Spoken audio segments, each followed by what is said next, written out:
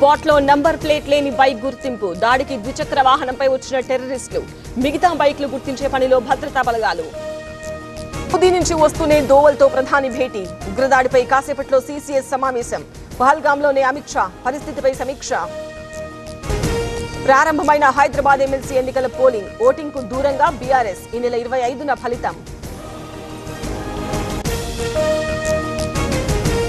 భాగ్యలక్ష్మి టెంపుల్లో బీజేపీ కార్పొరేటర్ల పూజలు, పాల్గొన్న అభ్యర్థి గౌతమ్, ఈటెల, కొండ. ఉగ్రదాడిపై నల్ల బ్యాడ్జ్లతో నిరసన.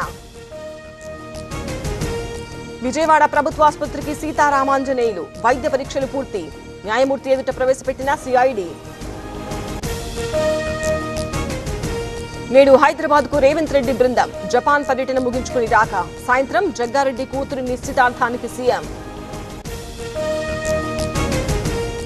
నేడు కదిరి మున్సిపల్ చైర్పర్సన్ పై అవిశ్వాసం. ఏమండి, ఇప్పటి నుంచి నాకు ఇంటి పనిలో కొంచెం ఎక్కువ హెల్ప్ చేయండి. ఎందుకు? నీకు జాబ్ దొరికిందా? నాకు నేనే బాస్ అవ్వాలనుకుంటున్నా. ఎలా? బాస్ వాలా బీ ద బాస్.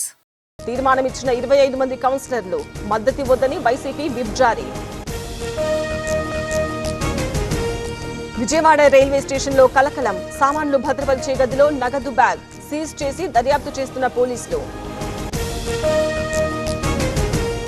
లారీలో చెలరేగిన మంటలు, బండల లోడ్తో వెళ్తుండగా ఘటన, రంగారెడ్డి జిల్లా ఇబ్రహీంపట్నం దగ్గర ప్రమాదం. టీ షాప్ లో మంటలు, కాలిబూడిదైన దుకాణం, సంగారెడ్డి జిల్లా కృష్ణారెడ్డిపేటలో ఘటన.